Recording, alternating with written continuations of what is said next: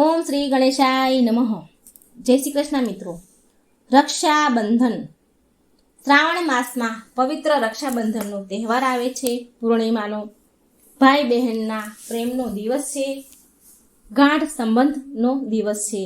ભાઈ બહેનના પ્રેમનો અનેરો ઉત્સવ છે, એટલે રક્ષાબંધન. તો મિત્રો, સરસ મજાની એક વાર્તાના માધ્યમથી આપણે રક્ષાબંધનની કથા સાંભળીશું, મહિમા સાંભળશું. તો મિત્રો, વિડીયો સારો લાગે તો લાઈક કરજો, શેર કરજો અને આ ચેનલને સબસ્ક્રાઈબ જરૂર કરજો. હિન્દુ ધર્મમાં રક્ષાબંધનના તહેવારનું અનેરું સ્થાન છે. શ્રાવણ માસની પૂર્ણિમા એટલે રક્ષાબંધન. બહેન પોતાના ભાઈને પ્રેમથી રક્ષાની રાખડી બાંધે છે અને ભાઈ પોતાની બહેનને જીવંત પર્યંત રક્ષા કરવાનું વચન આપે છે. આ પર્વની ઉજવણી શા માટે કરવામાં આવે છે એ તમને ખબર છે? મિત્રો, આની પાછળની એક ધાર્મિક કથા શું છે તો ચાલો જાણીએ. પુરાણ કાળની આ વાત છે. હિરણ્યકશ્યપના વંશમાં પ્રહલાદનો પુત્ર બલિ ગાદીએ બેઠો. બલિ બળવાન હતો. પ્રહલાદ જેવો ભક્ત નહીં, પરંતુ હિરણ્યકશ્યપ જેવો અભિમાની હતો. રાક્ષસ રાજ હોવાના કારણે દેવો સાથે સતત વેરભાવ રાખી લડાઈ કરતો રહેતો હતો. એકવાર સ્વર્ગ પર ચડાઈ કરીને ઇન્દ્ર સાથે યુદ્ધ થયું અને હારી ગયો. પરાજય થઈને તે તેના ગુરુ શુક્રાચાર્ય પાસે ગયો અને શરણ માંગ્યું. શુક્રાચાર્ય રાક્ષસોના ગુરુ અને તે હંમેશા રાક્ષસોને દેવો સાથે યુદ્ધમાં કેમ જીતાય તેના ઉપાય બતાવતા રહે. બલિને પણ શુક્રાચાર્યએ ઇન્દ્ર પર વિજય અને સ્વર્ગ પર રાજ્ય કરવા 100 યજ્ઞ કરવાની સલાહ આપી અને બલિ રાજાએ તેનો તરત જ અમલ કરતા થોડા સમયમાં 99 યજ્ઞ તો એમણે પૂરા કરી લીધા. બલિ રાજાના 99 યજ્ઞ પૂરા થયાની વાત ઇન્દ્રલોકમાં પહોંચી અને ઇન્દ્રને પોતાની ગાદી બલિ ઝૂંટવી લેશે તેની બીક લાગવા લાગી. તેને ડર લાગ્યો. દેવો પણ ચિંતામાં પડ્યા કે જો બલિના 100 યજ્ઞ પૂરા થઈ જશે તો તે ખૂબ બળવાન બની જશે અને શુક્રાચાર્ય પણ બલિને છળ કપટ શીખવીને યુદ્ધ માટે ઉશ્કેરે છે અને સ્વર્ગ પર ચડાઈ કરી બલિ સ્વર્ગ જીતી લેશે. આ કામના રાખે છે બલિ. આ બધી વાત વહેતી થઈ. ધીરે ધીરે આખી આ વાત વહેતી થઈ. બધા દેવો બ્રહ્માજી પાસે ગયા અને બધી વાત જણાવી. દેવોની ગંભીરતા સમજી બ્રહ્માજી વિષ્ણુ ભગવાન પાસે સમુદ્રમાં ગયા અને પ્રાર્થના કરી કે હે લક્ષ્મીપતિ, દેવોના દેવ નારાયણ દાનવરાજ બલિએ 99 યજ્ઞ પૂરા કરીને મહાબળવાન બન્યો છે. જો તેનો 100મો યજ્ઞ પૂરો થઈ જશે તો તેને હરાવો અશક્ય બની જશે. આમ દેવોની વિનંતી સાંભળી ભગવાન વિષ્ણુએ યોગ્ય સમયે યોગ્ય ઉપાય કરીશ આવું કહ્યું કે તેના 100 યજ્ઞ પૂરા થવા દઈશ નહીં, એવો દિલાસો આપી દેવોને વિદાય આપી. થોડા સમયમાં દાનવરાજ બલિનો 100મો યજ્ઞ શરૂ થઈ ગયો અને આ સમાચાર નારદજીએ ભગવાન વિષ્ણુને આપ્યા. શેષ નાગ પર બિરાજમાન ભગવાન નારાયણ વિષ્ણુએ દાનવ બલિના યજ્ઞને રોકવાનું પ્રસ્થાન કર્યું. આ તરફ દાનવરાજ બલિ ખૂબ ધામધૂમથી 100મો યજ્ઞની આહુતિ આપતો હતો. ગુરુ શુક્રાચાર્ય અને તેમના શિષ્યો યજ્ઞ નિર્વિઘ્ન પૂર્ણ થાય તે માટે ઉતાવળે આહુતિઓ આપતા હતા. ત્યાં જ યજ્ઞ મંડપના દ્વારે એક બાળ બ્રાહ્મણનું આગમન થયું. યજ્ઞ કાર્ય જોઈને તે મંદ મંદ સ્મિત સાથે આવ્યા. યજ્ઞ મંડપમાં પ્રવેશ કર્યો. દ્વારપાળો તેને બટુક બ્રાહ્મણ જાણીને રોકતા નથી. આ બટુક બ્રાહ્મણ એટલે નારાયણ ભગવાન પોતે જ દાનવરાજ બલિના યજ્ઞમાં ભંગ કરવા પધાર્યા છે. પણ યજ્ઞ મંડપમાં કોઈ તેને કેમ ઓળખે? આજે તો પ્રભુની લીલા છે. વામન અવતાર બટુક સ્વરૂપ ભગવાન બલિરાજની સામે જઈ ઊભા રહ્યા અને ભિક્ષામ દેહીનો નાદ કર્યો.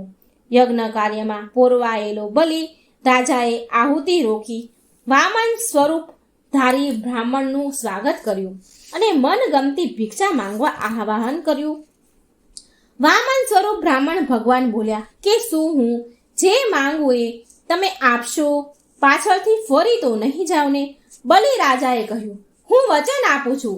યજ્ઞ કાર્યના મધ્યમાં પધારેલા આ બ્રાહ્મણ દેવને આપ જે માંગશો એ ભિક્ષા સ્વરૂપે આપવાનું વચન આપું છું. આમ કહી પાણીની ભરેલી જારીમાંથી હાથમાં અંજલિ ભરવા જાય છે ત્યાં શુક્રાચાર્યને ખબર પડી જાય છે કે આ દેવોનું કોઈ ષડયંત્ર છે, કપટ છે. આ કોઈ બ્રાહ્મણ નથી, પણ વિષ્ણુ ભગવાન પોતે જ છે. શુક્રાચાર્ય આ બધું જાણી ગયા. પણ હવે શું? બલિ તો વચન આપી ચૂક્યો. જો તે અંજલિ પણ લઈને વચને બંધાશે તો મારી બધી જ મહેનત નકામી જશે. આમ વિચારી શુક્રાચાર્ય પાણીની જારીની જે નળી હોય તેમાં સંતાઈ ગયા, જેથી હાથમાં પાણી પડે નહીં અને બલિ વચને બંધાય નહીં. પણ જો જે વામન સ્વરૂપ ધારણ કરી શકે છે, જે આ ત્રિભુવનનો નાથ છે, જે મનના વિચારોને પણ વાંચી લે છે, તેમને કોણ જાણી શકે? તેમને જાણ થઈ ગઈ. દાનવ ગુરુ શુક્રાચાર્ય જારીની નળીમાં પાણી રોકીને બેઠા છે, એટલે તેમણે શિક્ષા કરવા એક નાનકડો દર્ભ એટલે કે એક સળી હતી એ લીધી અને જારીના નાળચામાં પોરવી એની અંદર નાખી અને તેમની એક આંખ ફોડી નાખી. વામન ભગવાન શ્રી હરિ વિષ્ણુ અવતારે અને પાણી બલિરાજાની અંજલિમાં પડ્યું. બલિરાજાએ અંજલિ તર્પણ આપી પોતાના વચને બંધાયા. વામન અવતાર બટુક બ્રાહ્મણ વેશ પ્રભુએ કાલી ઘેલી ભાષામાં 3 પગલાં જમીનની માંગણી કરી. પ્રભુ બોલ્યા, હે દાનવરાજ બલિ, મને ભિક્ષામાં 3 પગલાં જમીન આપો. બલિરાજાએ વિચાર્યું કે આ નાનો એવો બાળ 3 પગલાં પૃથ્વી માંગશે, તેમાં શું થઈ ગયું? આમ તેણે 3 પગલાં ભરીને પૃથ્વી માપવાનું કહ્યું. શુક્રાચાર્યજી હજી પણ બલિને રોકવાનો પ્રયત્ન કરે છે, પણ ત્યાં તો ભગવાને વામનમાંથી વિરાટ સ્વરૂપ ધારણ કર્યું અને એક જ પગલામાં આખી પૃથ્વી માપી લીધી. બીજા પગલામાં પ્રભુએ સ્વર્ગલોક માપી લીધું.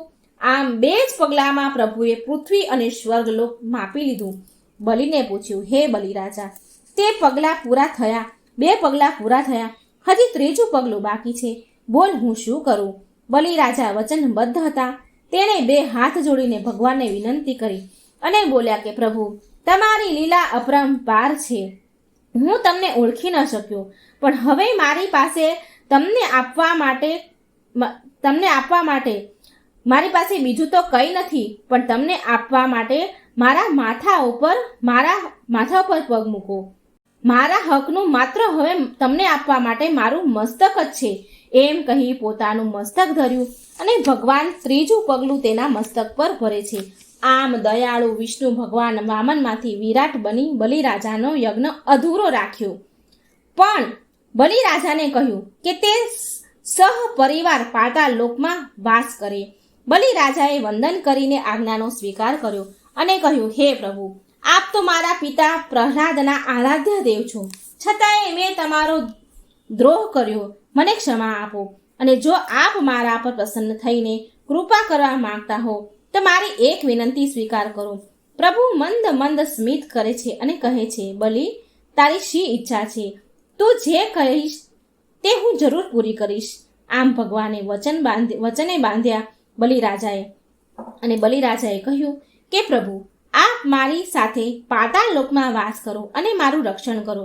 ભક્ત વત્સલ ભગવાન તેની વાત સાથે સહમત થયા. ભગવાન તેની સાથે પાતાળ લોકમાં ગયા અને તેની રક્ષા કરવા માટે દ્વારપાળ પણ બન્યા. બલિરાજા તો નિશ્ચિત બનીને પાતાળ લોકમાં વાસ કરે છે, પણ હવે વિષ્ણુ ભગવાન તો પાતાળ લોકમાં વાસ કરવા લાગ્યા, એટલે આ તરફ મા લક્ષ્મીની ચિંતા વધી ગઈ. બલિરાજાના ત્યાં ગયાનો ભગવાનને ઘણો બધો સમય વીતી ગયો. લક્ષ્મીજી દુઃખી થયા, પણ ઉપાય કઈ સૂઝતો નથી. ત્યારે નારદજી માતા લક્ષ્મી પાસે પહોંચ્યા અને તેમની ચિંતા અને દુઃખ જાણીને તેમને ઉપાય બતાવ્યો. નારદજી બોલ્યા, હે દેવી લક્ષ્મી, આનો એક જ ઉપાય છે કે તમે કોઈ ઉપાય કરીને બલિરાજાને ત્યાં જાઓ અને તેને વચને બાંધીને પ્રભુને પાછા લઈ આવો. લક્ષ્મીજી માટે બીજો કોઈ ઉપાય હતો નહીં, તેથી તે એક સામાન્ય સ્ત્રીનો વેશ ધારણ કરીને પાતાળ લોકમાં બલિરાજામાં જતા ત્યાં નિવાસ જ્યાં હતો એનો ત્યાં ગયા. મા લક્ષ્મી થોડા સમય તે બલિના મહેલમાં રહ્યા અને તેનો પ્રેમ પ્રાપ્ત કરીને લક્ષ્મીજી બલિને પોતાનો ભાઈ બનાવે છે. બલિરાજા પણ આથી ખૂબ જ ખુશ થયા અને રક્ષાસૂત્ર બાંધીને બલિએ લક્ષ્મીજીના બહેન તરીકેનો સ્વીકાર કર્યો. ખૂબ જ ખુશ થઈને બલિરાજાએ બહેનને ભેટ માંગવા કહ્યું. એટલે લક્ષ્મીજીએ બલિને કહ્યું કે હે ભાઈ, જો તું મને ખરેખર ભેટ આપવા માંગે છે તો મને તારા દ્વારપાળ બની રહેલા મારા પતિ મને પાછા આપી દે. આમ પોતાની ઓળખાણ પણ લક્ષ્મીજીએ જાહેર કરી. લક્ષ્મીજી સાધારણ સ્ત્રીનું રૂપ કરીને આવ્યા હતા અને સાધારણ સ્ત્રીના રૂપમાં બલિ પાસે ત્યાં એના પાતાળલોકમાં રહ્યા હતા. બલિને ખબર ન હતી કે આ લક્ષ્મીજી છે, પણ પછી રક્ષાસૂત્ર બાંધ્યા પછી લક્ષ્મીજીએ એની ઓળખાણ આપી. લક્ષ્મીજીએ એની ઓળખાણ જાહેર કરી. બલિએ રાજી ખુશીથી પોતાની બહેનને લક્ષ્મીજીને સોંપ્યા, ભગવાન વિષ્ણુને સોંપ્યા, પરંતુ સાથે એક વચન આપ્યું કે દર વર્ષે લક્ષ્મીજી ભગવાન સાથે પાતાળલોકમાં પધારશે અને અહીં રહેશે. આથી ભગવાન બલિને વચન આપ્યું. ભગવાન શ્રી હરિ, વિષ્ણુએ અને મા લક્ષ્મીએ વચન આપ્યું કે શ્રાવણ માસથી કાર્તિક માસ સુધી સજોડે અને અમે અહીં નિવાસ કરીશું. આમ અષાઢ માસમાં દેવપોઢી 11 થી કારતક માસની 11 દેવ ઉઠી એકાદશી સુધી ભગવાન વિષ્ણુ અને માતા લક્ષ્મી પાતાળલોકમાં રહે છે. અને જે દિવસે લક્ષ્મીજીએ બલિરાજાને રક્ષાસૂત્ર બાંધ્યું હતું, તે રાખડી બાંધી હતી, તે દિવસથી હિન્દુ ધર્મમાં રક્ષાબંધનનો તહેવાર તરીકે ઉજવવામાં આવે છે. તો પહેલી રાખડી મા લક્ષ્મીએ રાજા બલિને બાંધી હતી. ભાઈ બહેનના પહેલો ઉત્સવ મા લક્ષ્મીજી અને રાજા બલિનો હતો. તો મિત્રો, આ હતી રક્ષાબંધનની પૌરાણિક કથા. જો તમને વાર્તા સારી લાગે તો વિડીયોને લાઇક કરજો, શેર કરજો અને આ ચેનલને સબસ્ક્રાઈબ પણ જરૂર કરી દેજો. જય શ્રી કૃષ્ણ. રાધે રાધે.